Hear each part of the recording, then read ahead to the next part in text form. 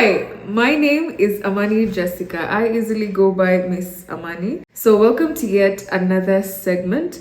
In case you're new here, kindly join our very tight knit community that grows by the day in close proximity. So, you could do that by subscribing, going through our very previous segments, liking, sharing, commenting. That's what we do, and that's what makes us tight knit. So, let's get straight into it.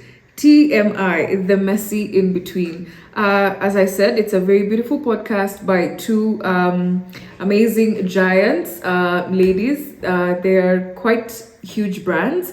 So, in their different capacities, of course, as individuals, but they come together to form this one very beautiful podcast called The Messy In Between. So, they did hold their live experience, which is actually their third live experience, which goes to celebrate their 3 years in existence in the podcast space and whatnot.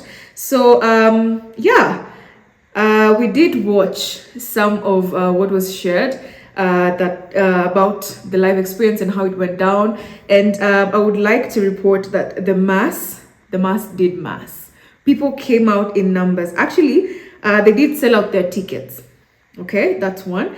And two, they did explain that this time's audience was like twice the audience of their last live experience. So it goes to show that they grow by the day. It goes to show that their audience keeps growing by the day, which is a beautiful thing to watch. And it's very encouraging for the podcast space in Kenya and East Africa at large. We do see that people are really getting into these spaces and conquering. So big up to TMI for that one. So aside from the mass, they did have a surprise performance, as I mentioned, and in case you guessed Bien, then you were right. Bien was their surprise performer, and he really played the part. For Bien, we do know he has it all. If it comes to vocals, he can do the live quite nicely, so he has it all. He performed, and I think he really matched up to the expectations of the crowd, and went far above and beyond. So the performance was beautiful to watch, and of course you could tell the audience was very many ladies as to men. The ratio was many ladies as to men, because you could hear the screams are just from ladies. So they did have a time.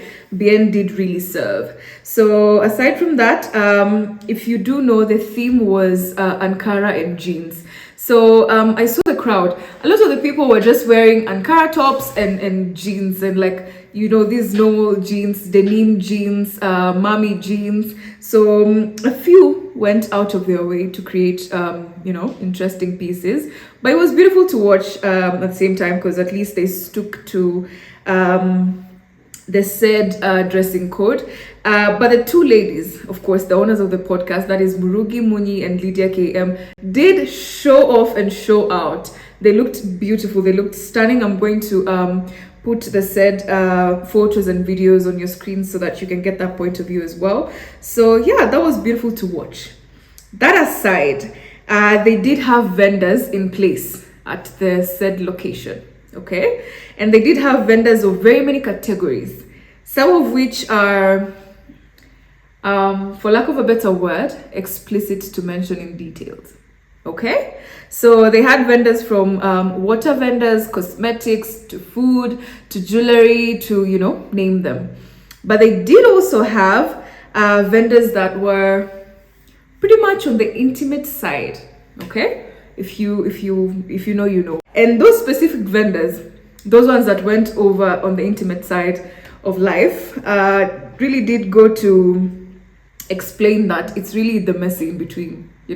They stuck on character. Sorry. So yeah, it was wholesome to watch. I would say it was beautiful to say the least, and I think they had quite a success live experience, and a big one to say the least. I don't think we have so many podcasters in Kenya currently, or even in the East African space. So TMI is really setting quite an example, and the bar is way up there. So I hope even the upcoming podcasters, and even the ones that are also on the limelight as we speak, really do take this as an example. I think it's a really beautiful route to take as podcasters. So I would say TMI's live experience was surpassed expectations, and they stuck on character through the vendors, because that was wholesome. I am going to have the said video here so that you guys can get that point of view. And yeah, I think it was beautiful to watch. I know some of you might have attended. Do let us know how it was to experience that on first hand. So yeah, it was beautiful to watch that, TMI. So congratulations. So over to Nairobi, the money-making streets. We do know we mentioned about Nai Rich, which is a reality TV show, of course. Nai goes to mean Nairobi. So they just recently launched, of course, the reality TV show, and people showed up and showed out, especially the ones, of course, the stars that are going to like star in the reality TV show. So among them was, of course, Amber Ray, Rispa Faith, Foina. We did not see KRG. Actually, we did not see KRG. I don't know if it's what was shown to us did not capture him, that he was present or something. We're going to see some clips or photos that are going to show us he was actually in attendance, or he was also not in attendance. Did he succumb to the bullying? Did he like walk out because he was bullied too much? So we are going to find out. We're going to find out about that. Stick around for that particular update. So the ladies on the red carpet, their dressing code. Let's mention a bit about that. In my opinion, sorry, I think they really did their best. They did their best considering the very many other red carpets we've seen in Kenya. These guys really showed out, okay? One that stood out is Foina's dress, which was very creative, if I would say. It was very creative and very dramatic, okay? I think that really suited the particular event, since it's a reality TV show and drama is known to be, you know, center part.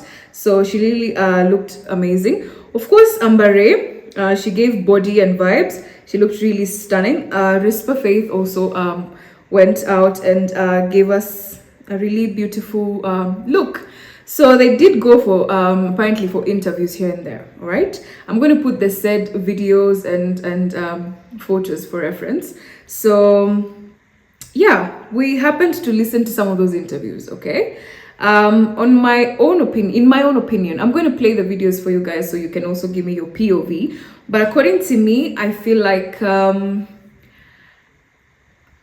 no, first, before I say what I feel, I really hope they're going to give us quite the show. All right, according to the interviews, I did feel like the articulation was quite on the low side, and you could sense a bit of like they weren't well versed for what they're like set out to do. Okay, because you'd see some of them being asked about what is expected to be seen on the reality TV show from their side. Some also were asked about what was their first reaction when they were called and told, you know what, you're going to be part of this reality TV show. And their answers were very shallow. Okay?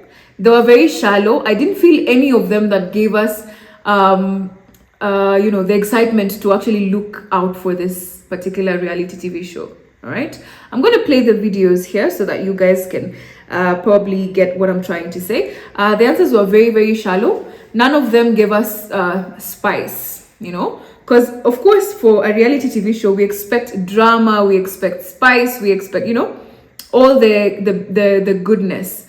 But they were very shallow. So I'm really looking forward to seeing how this reality TV show is going to pan out, because I'm really hoping it's not going to have all this shallowness that I apparently you know, thought was seen on the said interviews. So yeah, looking forward to that one. Amber Ray's interview caught my eye specifically because when she was asked what was her reaction to when she was called and told you're going to be part of this reality TV show, she was with her husband, by the way, the very one and only Kennedy Rapudo. So She went on to explain that she actually her husband is the one who said these words, quote unquote, that when the wife came and explained to him that she's chosen for a reality TV show, he took time and told her to explain in details what this is about, what it entails.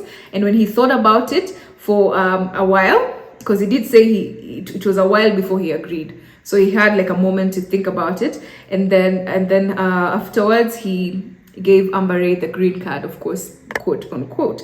Right here on the red carpet, yeah, Nairit, I have the one and only Amber Ray na tajiri mwenyewe. How are you guys doing? Very much okay, thanks. Salama Kalondo. How are you? Nice to see I'm you. doing absolutely amazing. First of all, Yeah. You're fashionably late. The show has already started. Why are you late, honey? I feel due to unavoidable circumstances. Yeah, but the good thing I'm here. Yeah, so let's do this. And you look amazing. Talk to me about what you're wearing today. What I'm wearing today, of course, is from the one and only African Fabrics and Designs. Yeah, and as you can see, it has a lot of stones. Yeah, I love stones. Yeah.